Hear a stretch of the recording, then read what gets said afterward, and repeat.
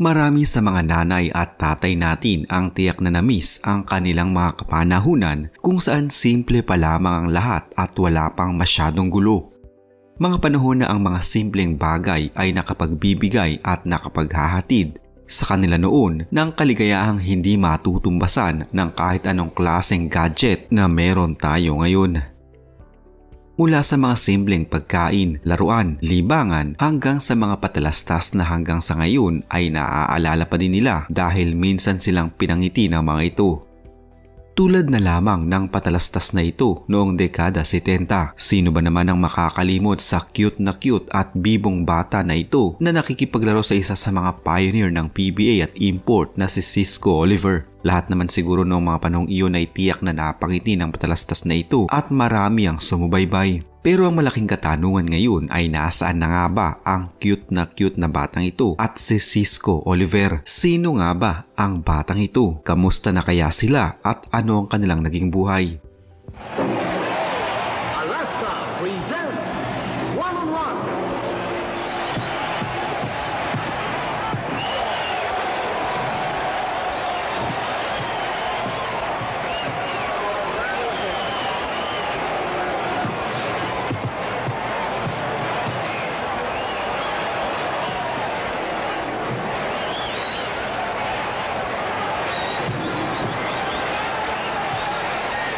Galing mo, man.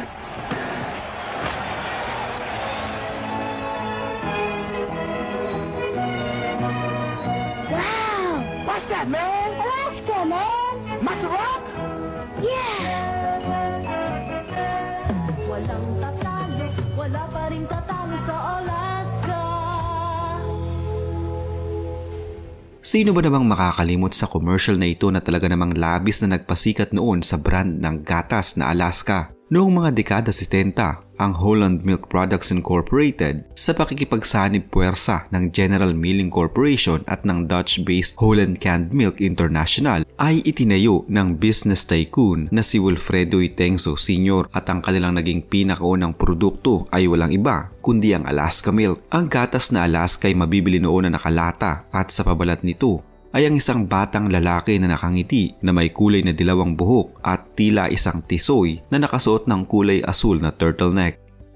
Ang tinawag nilang Alaska Boy na ito ay naging icon na ng gatas at isang larawang tumatak na sa bawat Pilipino mula pa noon hanggang sa ngayon. Malaki din ang naging tulong ng batang ito sa pagpapakilala ng baguhang brand ng gatas na ito na makilala sa merkado at tangkilikin ng maraming mga Pilipino. Ang tagumpay ng milk brand na ito ay mas lalo pang pinasikat ng kanilang slogan na wala pa ring tatalo sa Alaska na paulit-ulit na maririnig sa kanilang mga commercials at makikita sa kanilang mga advertisement. Wala pa rin tatalo sa Alaska.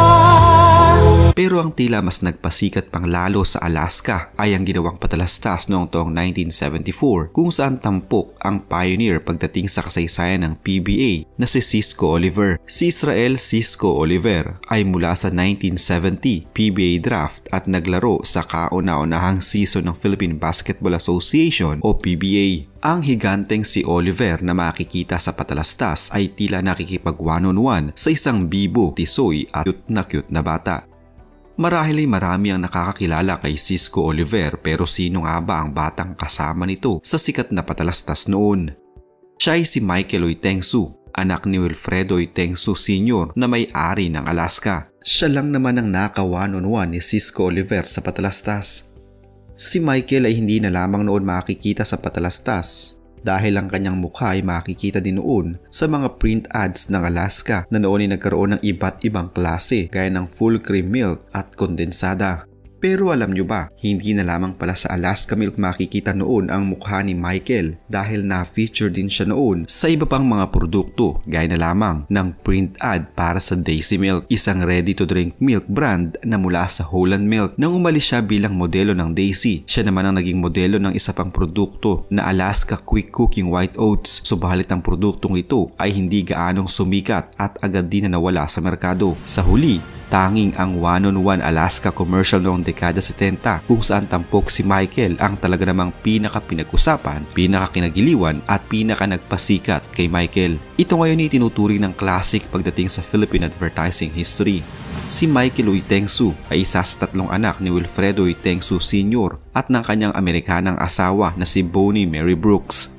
Ang kanyang mga kapatid ay sina Fred Jr., ang CEO at presidente ng Alaska Milk Corporation at team owner ng Alaska Aces basketball team, at si Candice Uy Tengsu.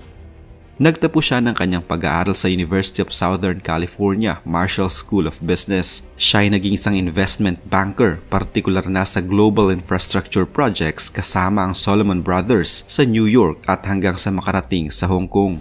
Noong taong 1993, sumama si Michael sa kanilang family business kung saan ilan sa kanilang mga produkto ay talaga namang sumikat, gaya na lamang ng Granny Goose Potato Chips, Sunshine Biscuits, Cheez-It at Keebler Foods na The Elves. Pumasok din siya sa ibang mga negosyo na kanya ding napagtagumpayan, gaya na lamang ng H.K. Anderson, ang America's fastest growing pretzel brand, Summer Salt Snacks. At noong taong 2007, kasama pa ang kanyang 2 business partners, itinayo ni Michael Uy Tengsu ang Task States na isang luxury wine enterprise. Samantala, ang nakasama naman ni Michael Uy Tengsu, si Israel Cisco Oliver, ay ang higanting import na produkto ng Elizabeth City State University na naging 10th round selection ng Detroit Pistons noong 1970 NBA draft. Subalit dahil sa hindi inaasahang mga pagkakataon, dinala siya ng kanyang kapalaran abroad hanggang makarating ng Pilipinas at naging isa sa mga pioneer ng PBA. Si Oliver ay nagkaroon ng 34.1 PPG sa mga koponan na kanyang kinabilangan noon, tulad na lamang ng Noritake, Presto, Honda at sa huli ay ang Great Taste noong taong 1978. Subalit ang mas nagpasikat sa kanya, talaga namang nagpamahal sa mas maraming Pilipino, ay nang i-endorso niya ang Alaska Milk noong dekada 70. Nang mawala si Cisco Oliver sa larangan ng basketball sa Pilipinas, mas pinili na lamang nito na manirahan sa Amerika kasama ang kanyang pamilya ng pribado at payak. Napaulat na nagtrabaho siya sa isang computer firm noon, subalit sa panahong ito ay maaaring nasa punto na siya na kailangan na niyang magretiro. Patuloy pa ding nakikipag-ugnayan si Oliver sa mga basketball fanatics sa Pilipinas at paminsan-minsang lumalabas sa mga talakayan patungkol sa larong basketball sa Pinas. Subalit bago siya magretiro sa pagbabasketball noong mga dekada 70 ay nakasama din siya sa ilang mga pelikula, gaya na lamang ng Sunugi ng Samar, kung saan nakasama niya dito ang batikang aktor na si Ramon Revilla Sr. Si Oliver ay gumanap bilang isang US infantry soldier na kung saan mas pinili niyang kumampi sa mga Pilipino at kalabanin ang mga kapwa niya Amerikano dahil sa hindi tamang pagtrato sa kanya ng mga kapwa niya sundalong Amerikano nang dahil lamang sa kanyang kulay.